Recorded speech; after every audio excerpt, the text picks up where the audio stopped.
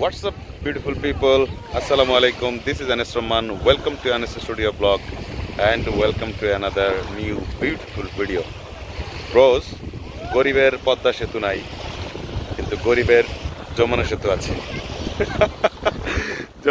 যমুনা সেতু আছে। এই মুহূর্তে আছি যমুনা নদীর পারে। যমুনা সেতু বা বঙ্গবন্ধু আন্তর্জাতিক সেতুর পূর্ব প্রান্তে অবস্থান করছি। হঠাৎ করেই আসলে বেরিয়ে গেছি, কারণ হচ্ছে যে আজকে আমার জন্য অফ ডে। আমার অফিসিয়ালি আমার রোড রাশ আজকে বন্ধ, যার কারণে পরিবার নিয়ে একটু বেরোইছি। ছেলেটা খুব প্যারা দিতেছিল আমাকে, কক্সবাজার নিয়ে যাও। কিন্তু সেই জন্যে কক্সবাজার যাইতে গেলে তো আসলে সময়ের প্রয়োজন এবং একটা ভ্যাকেশন দরকার, ওর স্কুল ছুটি হওয়া দরকার, সেই জন্য সময় লাগবে। ভাবলাম যে তাহলে মোটামুটি একটা যমুনা সেতুর পাড় দিয়ে একটু ঘুরে আসি, যেহেতু বাড়ির কাছে।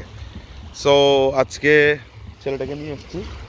ছেলে তার মায়ের সাথে ওই যে ওখানে আড্ডা দিচ্ছে, আমি একটু এই ফাঁকে ব্লগ করতেছি। তো সুন্দর, একটু আগে বৃষ্টি হয়ে গেল, ওয়েদারটা কিন্তু মারাত্মক রকম সুন্দর।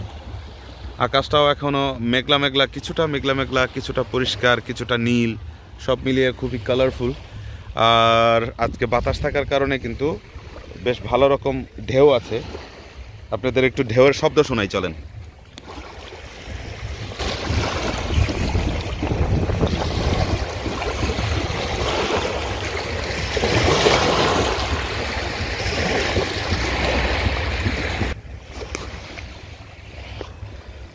তো ঢেউয়ের কলো কলো ছলো ছলো শব্দগুলো আপনাদের কেমন লাগলো? মনে হয় খুবই ভালো লেগেছে। সে খুবই উৎফুল্ল।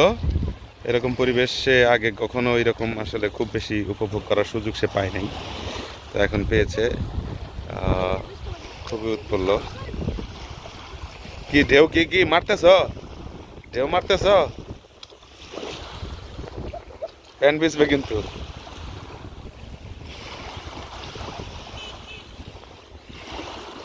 এর চেয়ে আসলে ভালো লাগার বিষয় কি হতে পারে বলেন? পরিবার নিয়ে একটু ঘুরে বেড়ানো, অফ ডেটা উপভোগ করা। আর হচ্ছে মূলত আপনারা এই যমুনা সেতুতে যেগুলো দেখতেছেন, যে প্রচুর ক্রেন রয়েছে। আপনাদেরকে যদি একটু জুম করে দেখাই, প্রচুর কিন্তু ক্রেন রয়েছে। এই যে,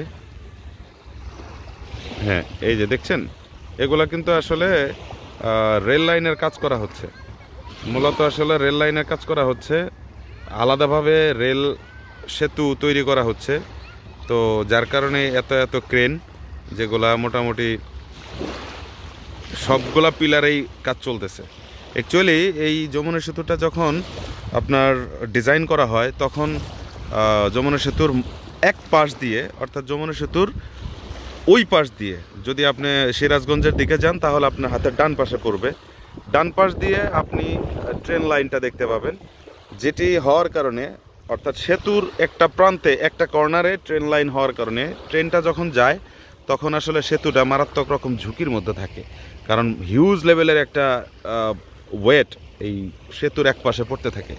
যার কারণে যমুনা সেতু নতুন করে সমস্যায় পড়ার আগে বা নতুন করে ক্ষতিগ্রস্ত হওয়ার আগে অথবা ঝুঁকিপূর্ণ হয়ে যাওয়ার আগে আলাদাভাবে আবার নতুন করে ট্রেন লাইন, আলাদা ব্রিজ তৈরি করার কাজ করতেছে।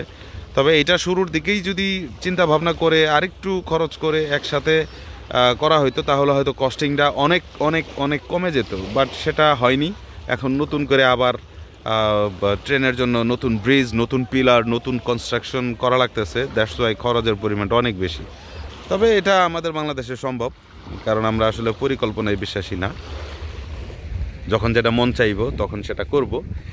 বাই দ্য ওয়ে, সেসব বিষয়ে না গেলাম, এখন পরিবেশটা উপভোগ করতেছি। এখন পর্যন্ত গুড়ি গুড়ি বৃষ্টি পড়তেছে। তো সেই অসাধারণ।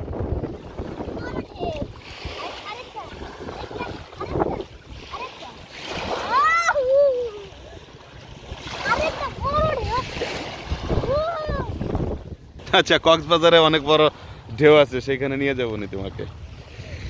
এসছি যখন প্রকৃতির কাছে, ভাবলাম আপনাদের সাথে একটু শেয়ার করি। তাই ভিডিওটা আপনাদের সাথে শেয়ার করা। আপনারাও চাইলে এখানে আসতে পারেন। আমি দাঁড়িয়ে আছি যমুনা সেতুর পূর্ব প্রান্তে, তো আপনারা চাইলে আসতে পারেন পরিবার নিয়ে, এখানে ঘুরে বেড়াতে পারেন। আশেপাশের পরিবেশটা সুন্দর, নিরিবিলি, ছিমছাম। তবে শুক্রবার করে আসলে এখানে প্রচুর পরিমাণ গ্যাদারিং হয়, কারণ লোকজন থাকে অনেক বেশি। সো চেষ্টা করবেন যাতে শুক্রবার ছাড়া আপনারা আসতে পারেন। আর আমার চ্যানেল এবং আমার page NS studio blogs YouTube চ্যানেলটাকে সাবস্ক্রাইব করে দিবেন এবং পেজটাকে ফলো দিয়ে দিবেন। ভালো থাকেন, সুস্থ থাকেন, সকলের দিনকাল ভালো যাক। আমার জন্য দোয়া করবেন। আসসালামু আলাইকুম, টাটা, বাই বাই, ফিট।